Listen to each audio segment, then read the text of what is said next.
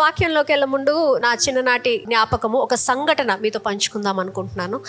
So చిన్నప్పుడు మా అమ్మగారు మా నాన్నగారు ఏం చేశారంటే నన్ను మా అక్కని స్విమ్మింగ్కి పంపించడానికి ఆలోచించారు. అలాగే నేను 4th క్లాస్లో ఉన్నప్పుడు అనుకుంటాను స్విమ్మింగ్కి తీసుకెళ్లారు. సో మేము స్కూల్ అయిపోయిన తర్వాత తయారైపోయి స్విమ్మింగ్ చేయడానికి, ఈత కొట్టడానికి, ఈత నేర్చుకోవడానికి మమ్మల్ని ఒక క్లబ్కి తీసుకెళ్ళి అక్కడ మమ్మల్ని నేర్పించడానికి ఒక కోచ్ ఉంటారనమాట.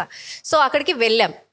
సో అదే ఒక రోజు సాయంకాలం అంతా రెడీ అయిపోయి వెళ్ళినప్పుడు మొట్టమొదటిగా ఫస్ట్ డే ఏం చేశారు అంటే ఏం పెద్ద నేర్పించలేదు, జస్ట్ స్విమ్మింగ్ పూల్లో దిగమని చెప్పి స్విమ్మింగ్ పూల్ ఎలా ఉంటుంది అని చూపించి ఆ కోచ్ ఎవరైతే ఉన్నారో, మాకు ఎవరైతే నేర్పిస్తున్నారో టీచర్, ఆయన దింపించి మనం ఎలా ఊపిరి పీల్చుకోవాలి, ఎలా కాళ్ళు కొట్టాలి, ఎలా ఫ్లోట్ అవ్వాలి, అవన్నీ చిన్న చిన్నగా మాకు రోజు విడిచి రోజు నేర్పిస్తున్నారు. అలాగొక వారం గడిచింది. అమ్మాయి అంత బాగుంది, చాలా సంతోషంగా ఉంది, పెద్ద ఏం కష్టం లేదు, ఈత వచ్చేస్తుంది అని అనుకున్న సమయంలో ఆయన ఏం చేశారంటే ఒకరోజు లోతుగా ఉన్న సైడ్కి తీసుకెళ్లారు, స్విమ్మింగ్ పూల్కి.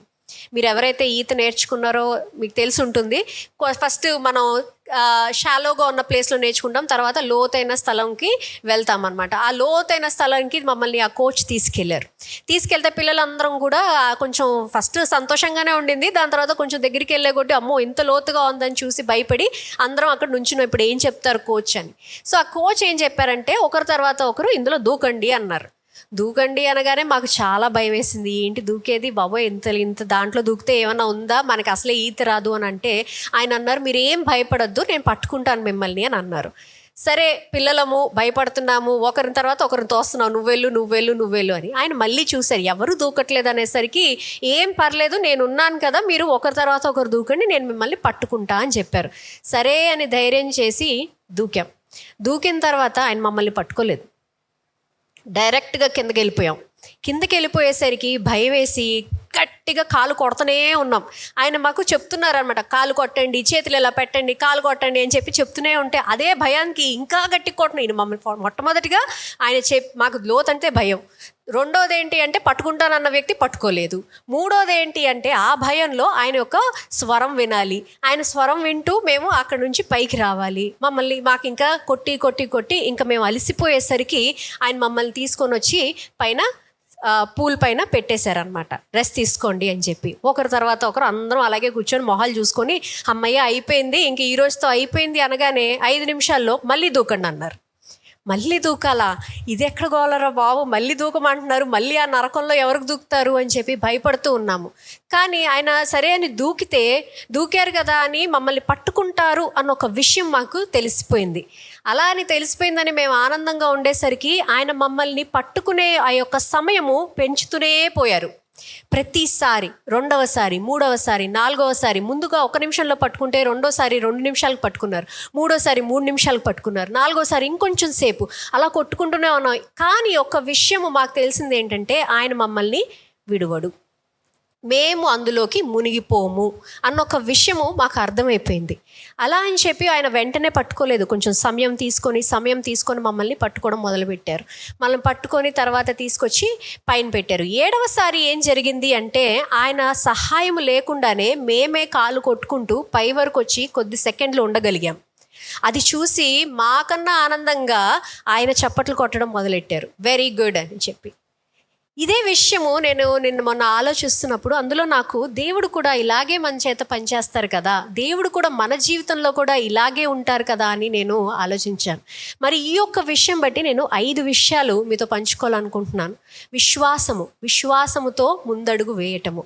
ఆ రోజు మేము చేసింది ఏంటి అంటే అక్కడున్న ఆ కోచ్, ఆ టీచర్ని బట్టి మేము విశ్వాసముతో అందులోకి పూల్లోకి దూకాం. ఆ దూకడమే కాకుండా మా ప్రయత్నము మేము చేశాము. మేము ప్రయత్నం చేసిన తర్వాత ఆయన అక్కడ ఉన్నారు, మమ్మల్ని పట్టుకుంటారు, లేవనెత్తుతారు అన్న ఒక నమ్మకంతో మేము ఉన్నాం. మరి ఈరోజు మీలో ఎంతమంది అదే విశ్వాసంతో ముందడుగు వేస్తున్నారా అనేది ఈరోజు మనం నేర్చుకోవాల్సిన విషయం. 5 విషయాలు నేను మీతో పంచుకోవాలనుకుంటున్నాను. మొట్టమొదటిగా దేవుడు మనకి ఎప్పుడు కూడా కావాల్సిన నేర్పును ఇస్తాడు. ఏది విషయమైనా సరే, ఎలాంటి పరిస్థితుల్లో అయినా సరే దేవుడు ముందుగా ఆ పరిస్థితుల్లోకి మనల్ని పడేయడు. జీవితం ఎలా జీవించాలి, ఎలా మనం నడుచుకోవాలి, వాక్యపరంగా ఎలా నడుచుకోవాలి, ఇలా జీవిస్తే మనం ఎలాగైతే గెలుస్తాము, ఎలా అయితే సమృద్ధిలో ఉంటాము, ఎలాగైతే సంతోషంలో ఉంటాము అన్న నేర్పు మనకి ఆయన ఎల్లప్పుడూ ఇస్తూనే ఉంటారు. కానీ మనం చేసే విషయం ఏంటి అంటే కొన్నిసార్లు ఆ స్వరాన్ని లో చేసేస్తూ ఉంటాము, వాల్యూమ్ తగ్గించేస్తూ ఉంటాము. మనం వేరే స్వరాలు వినాలని ఆశిస్తూ ఉంటాం. మన చుట్టుపక్క ఈరోజు చూసినట్టయితే అందరూ టీచర్లే, అందరూ కోచెసే, అందరికీ ఏదో ఒక సలహా ఇచ్చేంత జ్ఞానము ఉంటూనే ఉంటుంది. కానీ మనం చేయాల్సిన విషయం ఏంటి అంటే సరైన స్వరము వైపే మనం కాన్సన్ట్రేట్ చేయాలి. ఏ సమయంలో అయితే మేము ఆ నీటిలో ఉండి మేము కొట్టుకుంటున్నామో, మేము ఎవ్వరి మాట వినలేదు. పిల్లలు అరుస్తున్నారు, పిల్లలు లేకపోతే గోల చేస్తున్నారు, పేరెంట్స్ ఏదో మాట్లాడుకుంటున్నారు, అవన్నీ వినకుండా ఆ కోచ్ ఏం చెప్తున్నాడు, ఎలా కొట్టమని చెప్తున్నాడు, చేతులు ఎలా పెట్టమని చెప్తున్నాడు అన్న ఒక విషయం పైనే మా కాన్సన్ట్రేషన్ ఉండింది. మరి ఈరోజు మీరు ఏ సమస్యలో ఉన్నారో నాకైతే తెలియట్లేదు, కానీ ఆయన స్వరము వింటే మీకు కావాల్సిన నేర్పు ఆయన తప్పకుండా ఇస్తారు. మీరు ఎలాగైతే ఆ యొక్క కష్టాన్ని, ఆ యొక్క సర్కమ్స్టాన్స్ని అధిగమించాలో ఆ యొక్క నేర్పు దేవుడు తప్పనిసరిగా మీకు అందజేస్తారు. ఆ ఒక్క విషయము మీరు తప్పనిసరిగా గుర్తుంచుకోవాలి. రెండో విషయం ఏంటి అంటే ఆయన నువ్వు ఎదగటానికి సమయం ఇస్తాడు. ఎల్లప్పుడూ దేవుడు ఎదగటానికి సమయం ఇస్తారు. మనం ఈరోజు నాటిన వెంటనే మొక్క ఎదగదు కదండి. ఆ యొక్క సమయము పడుతుంది. ఆ యొక్క సమయం పట్టిన తర్వాతే ఆ మొక్క ఎదుగుతుంది. దానికి కావాల్సిన ప్రిపరేషన్ అంతా వచ్చిన తర్వాతే the plant will come in to a sapling, the seed will become a sapling, right? ముందుగానే వెంటనే నాటిన వెంటనే బయటికి వచ్చేసేది. నువ్వు ఈరోజు నీ ఎలాంటి పరిస్థితుల్లో ఉన్నావో అయితే నాకు తెలియదు. నీకు ఏం అర్థం కావట్లేదేమో, లేదంటే నాకు జీవితంలో ఎటువంటి గ్రోత్ లేదనుకుంటున్నావేమో, లేకపోతే నేను ఏం చేస్తున్నానో నాకు అర్థం కావట్లేదు అన్న విషయంలో నువ్వు అన్నట్టయితే దేవుడు నిన్ను ఆ ఎదిగింపే ప్రాసెస్లో ఉన్నారు. He is trying to grow you through that process. You are in a process of growth. దేవుడు ఎల్లప్పుడూ నీకు ఎదిగింప చేయడానికి ఒక సమయం ఉంటుంది. ఎదిగించే సమయం ఒకటి ఉంటుంది, ఫలభరితంగా అయ్యే ఒక సమయం ఉంటుంది. ఆ మొక్క ఎదిగిన తర్వాతే, ఒక సమయం తర్వాతే ఫలాలు ఇవ్వడం మొదలు పెడుతుంది. విత్తనంగా ఉన్నప్పుడే ఫలాలు రావు కదండి, దానికి ఒక ప్రాసెస్ ఉంటుంది. ఎవరు కూడా ఒకే రోజు ఈత నేర్చుకోలేరు కదా.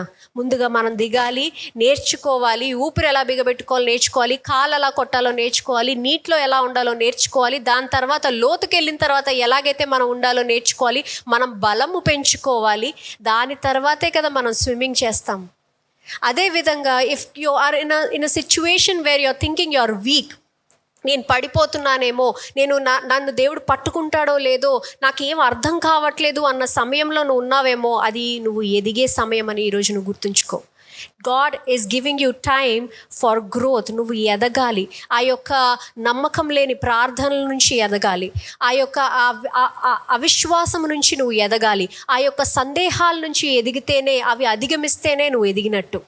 అందరం ఒక్కరు కాదు, ఇద్దరు కాదు, అందరం కూడా ఒక సమయం ఉంటుంది మనం బలహీనంగా అవుతాము, మనం బలము లేకుండా ఉంటాము, మనం ఇంకా కొట్టి కష్టపడి మనం బలహీనంగా అవుతూ ఉంటాము. కానీ అవి మనం అధిగమిస్తేనే మనం బలంగా అవుతాము. దేవుడు మన జీవితంలో ఆ యొక్క సమయం ఇస్తున్నాడంటే మన బలపరచడానికి అని ఈరోజు మీరు నమ్మాలి. దేవుడు మిమ్మల్ని వదిలిపెట్టడానికి కాదు, మిమ్మల్ని బలపరచడానికి అని మీరు ఈరోజు నమ్మాలి. అండ్ ఖచ్చితంగా మీరు మీ ఫలాల్ని చూడబోతున్నారని మీరు నమ్మాలి. మూడో విషయం ఏంటి అంటే ఆయన మనకి పరీక్షలు ఇస్తారు, మనకి సవాళ్ళు ఇస్తారు. మనకి సవాలు ఇచ్చారు అంటే మనల్ని పరీక్షించడానికే. మనల్ని ఇష్టపడట్లేదు, దేవుడు నన్ను వదిలిపెట్టేశాడు, నాకు దేవుడు నా ప్రార్థన వినట్లేదు, నేనంటే దేవుడికి ఇష్టం లేదు, అందుకే పరీక్ష మీద పరీక్ష ఇస్తున్నామని అనుకుంటున్నామేమో. కానీ దేవుడు మనకి పరీక్షలు మనల్ని ఎందుకు ఇస్తున్నారంటే మనం ఇంకా బలపరచడానికి అని మీరు నమ్మాలి. He is training you. మీకు కావాల్సిన తర్ఫీదు ఆయన ఇస్తున్నారు. You should understand that God brings challenges in your life to test us, to improve our knowledge. మనకు కావాల్సిన జ్ఞానం పెంచడానికి ఆయన మనల్ని ఇంకా ఆ పరీక్షల ద్వారా మనల్ని తీసుకెళ్తున్నారు. దేవుడు మనల్ని అనాథగా వదిలేయడానికి కాదు, కానీ మళ్ళీ తిరిగి ఆయన బిడ్డగా ఆయన దగ్గరికి తీసుకోవడానికి ఆ పరీక్ష మనకిస్తున్నారు అని మీరు ముందుగా నమ్మాలి. మనం ఏదైనా పరీక్ష రాగానే దేవుడు నన్ను విడిచిపెట్టేశాడు, అందుకే సాతాను నన్ను శోధించేస్తుంది, అందుకే నేను ఇలాంటి బాధల నుంచి వెళ్తున్నాను అని మనం ఫస్ట్ అదే అనుకుంటాము. కానీ దేవుడు నన్ను బలపరుస్తున్నాడు, ఈ యొక్క శోధన నుంచి కూడా నేను అధిగమించే జ్ఞానాన్ని, శక్తిని, నాకు కావాల్సిన రిసోర్సెస్ని కూడా దేవుడు నాకు ఇస్తారు అని ముందుగా మీరు నమ్మాలి. That is why we say his delay is not his denial. ఆయన ఆలస్యము, ఆయన తిరస్కరణ కాదు. ఆలస్యం అయినా సరే, మమ్మల్ని కూడా ఆ కోషు ఆలస్యంగా కొన్నిసార్లు పట్టుకుంటూనే ఉన్నాడు, కానీ పట్టుకున్నాడు. అది మీరు నమ్మాలి. ఏదైతే సమయం, మీ సమయం అనుకూలంగా ఆయన మిమ్మల్ని పట్టుకోవట్లేదేమో, మీ సమయానికి డెడ్ లైన్ పరంగా ఆయన పని చేయట్లేదు అన్నంత మాత్రాన ఆయన మిమ్మల్ని అనాథలా వదిలేశారని కాదు. His delay is not his denial. ఆయన మీకు సమయం ఇస్తున్నారు. సమయం ఎందుకు ఇస్తున్నారంటే మీరు ఎదగడానికి సమయం ఇస్తున్నారు. అక్కడ కూడా మాకు జరిగింది అదే. మేము అక్కడ సమయం ఇచ్చే కొద్దీ మేము ఇంకా బలంగా, ఇంకా ధైర్యంగా, మాకున్న భయాన్ని వదిలిపెట్టుకునేటట్టుగా మాకు ఆ ట్రైనింగ్ ఆ కోచ్ ఇస్తూ ఉన్నాడు. 4th పాయింట్ ఏంటి అంటే నిన్ను బలపరుస్తాడు. ఎల్లప్పుడూ దేవుడు నిన్ను బలపరుస్తూనే ఉంటాడు. ఎలా బలపరుస్తాడంటే వాక్యం ద్వారా, దేవుని యొక్క ఆత్మ ద్వారా, ఆయన సన్నిధి ద్వారా నువ్వు బలపడుతూనే ఉంటావు. ఈ 3 లేదు అంటే బలహీనంగా అవుతూ ఉంటావు, బలహీనంగా అనిపిస్తూ ఉంటుంది. మనం ఎప్పుడైతే బలహీనంగా అవుతున్నామో ఇంకా బలముగా వాక్యం వైపు, ఇంకా బలముగా ఆయన సన్నిధి వైపు, ఇంకా బలముగా ఆత్మ వైపు, ఆయన ఆత్మ నింపుదల కోసం మనం పరిగెడుతూ ఉండాలి. You have to hit harder, kick harder. నువ్వు పైకి రావాలంటే ఏం చేస్తూ ఉంటావు? మునిగిపోతూ ఉంటే ఇంకా గట్టికి కొడుతూ ఉంటావు. నువ్వు మునుగుతున్నావా ఈరోజు? బాధలో ఉన్నావా ఈరోజు? కష్టాల్లో ఉన్నావా ఈరోజు? ఇంకా బలంగా కొట్టు, ఇంకా బలంగా ఆయన వైపు పరిగెత్తు, ఇంకా బలంగా ఆయన ఒక వాక్యం విను, ఇంకా బలంగా జ్ఞానం పెంచుకో. తప్పనిసరిగా దేవుడు నీ జీవితంలో కార్యము చేస్తారని ఈరోజు మీరు నమ్మాలి. The more problems you solve, the టఫర్ you become. ఎన్ని కష్టాలు అధిగమిస్తావో అంత బలంగా నువ్వు అవుతావు. ఎంత జ్ఞానం పెంచుకుంటావో అంత సామర్థ్యం కలిగి ఉంటావు. దేవుడు ఈరోజు మిమ్మల్ని బలహీనులుగా కాదు, బలంగా ఉన్న వ్యక్తులుగా చేయాలనుకుంటున్నారు. ఆయన యొక్క రాజ్యంలో బలంగా ఉన్న వ్యక్తులుగా చేయాలనుకుంటున్నారు. ఎప్పుడు కూడా దేవుడు మనం ఓడిపోవాలి అని మనల్ని పరీక్షలు ఇవ్వరు. మనం ఆ పరీక్షల్ని అధిగమించి గెలవాలనే మనకి దేవుడు మనతో మాట్లాడుతూ ఉంటారు. That brings me to the 5th point.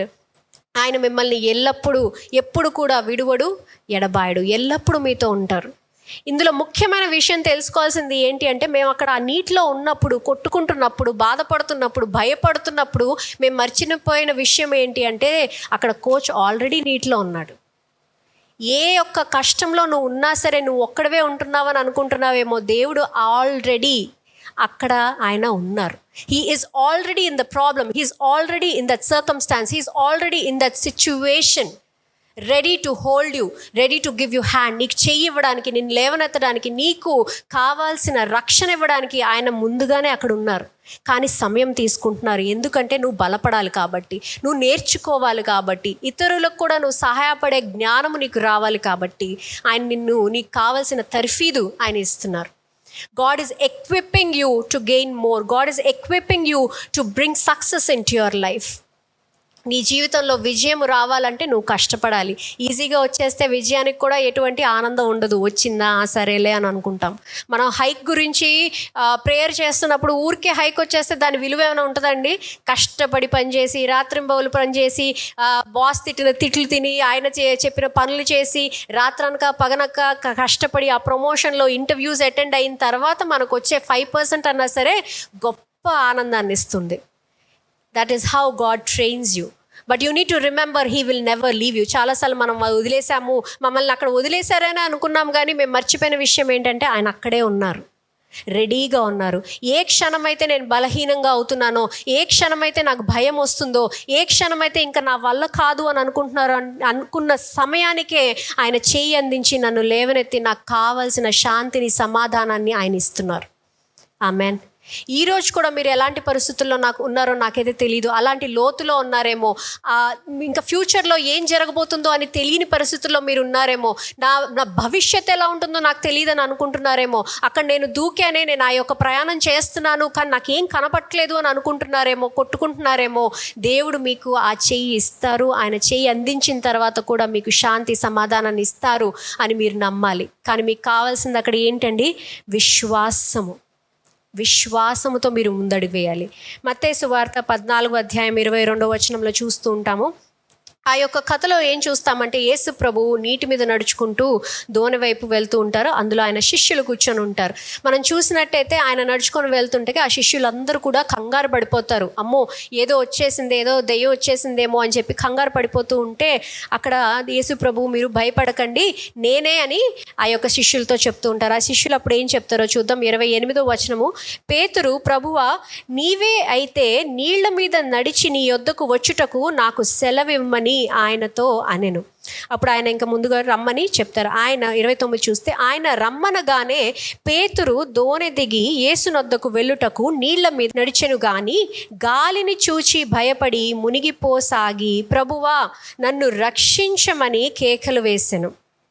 వెంటనే యేసు చెయ్యి చాపి అతనిని పట్టుకొని ఏమన్నారండి, అల్ప విశ్వాసి ఎందుకు సందేహపడితివి అని ఆయనతో చెప్పెను. ఈరోజు కూడా నువ్వు ఒక విశ్వాసంతో, చిన్న విశ్వాసంతో ముందడుగు వేసామేమో, ఆ ముందడుగు వేసి నడుస్తూ ఉంటుంటే నీకు ఎన్నో కష్టాలు వస్తున్నాయేమో, సందేహాలు వస్తున్నాయేమో, వేరే వాళ్ళు నిన్ను ఎగతాళి చేస్తున్నారేమో, నువ్వు చెయ్యలేవు అన్న ఒక మాటలు వినిపిస్తున్నాయేమో, దానివల్ల నువ్వు మళ్ళీ మునిగిపోతున్నావేమో. దేవుడు ఈరోజు నీతో చెప్తుంది ఏంటి అంటే, నువ్వెందుకు ఆయనని నమ్మట్లేదు. ఏం చెప్పారండి, అల్ప విశ్వాసి ఎందుకు సందేహపడితివి అని అతనితో చెప్పాను. దేవుడు నా దగ్గర లేరు అండి, నా మాట వినట్లేదు, నేను విశ్వాసంతో ముందడుగు వేశాను కానీ నాకు ఏమీ కనిపించట్లేదు, అనుకున్నట్టుగా ఏం జరగట్లేదు అని నువ్వు భయపడుతూ నీ యొక్క విశ్వాసం కోల్పోతున్నావేమో. మళ్ళీ ఈరోజు దేవుడు మీతో ఈరోజు ఏం చెప్తున్నారంటే, అల్ప విశ్వాసి ఎందుకు సందేహపడుతున్నావు అని ఆయనతో చెప్తున్నారు. ఈరోజు దేవుడు కూడా మీతో అదే మాట చెప్తున్నారు. I don't know what circumstances you're in. నువ్వు ఎలాంటి సిచ్యువేషన్లో ఉన్నావో నాకు తెలీదు. ఆ విశ్వాసము, చిన్న ఆవగింజంత విశ్వాసం పట్టుకొని నువ్వు నడుస్తున్నావేమో, బలంగా పట్టుకో దాన్ని. ఎటువంటి మాటని వినొద్దు, వేరే వాళ్ళ స్వరాల్ని వినకుండా దేవుని వైపే చూస్తూ ఆయన వాక్యము వైపు, ఆయన వాక్యము వింటూ ఆయన సన్నిధిలో నివసిస్తూ ముందడుగు వేస్తే దేవుడు తప్పనిసరిగా ఆయన చెయ్యి అందిస్తారు, నిన్ను లేవనెత్తుతారు, నీకు కావలసిన శాంతిని ఆయన నీకు సమృద్ధిగా ఇస్తారని నమ్మాలి. ఆమెన్.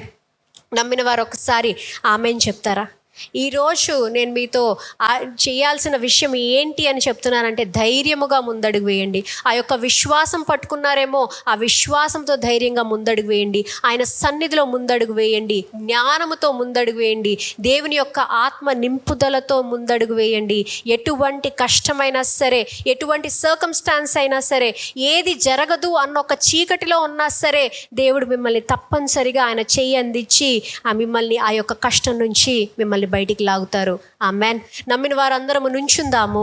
ఒకసారి మన చేతిలో మన కానుకలను పట్టుకుందాము. దేవునికి కృతజ్ఞతాస్తుతులు చెల్లిద్దాము. దేవా మాతో మీరు ఉన్నందుకు వందనాలయ్యా అని చెప్పి ఒక్కసారి మనస్ఫూర్తిగా ఆయన్ని ప్రార్థిద్దాము.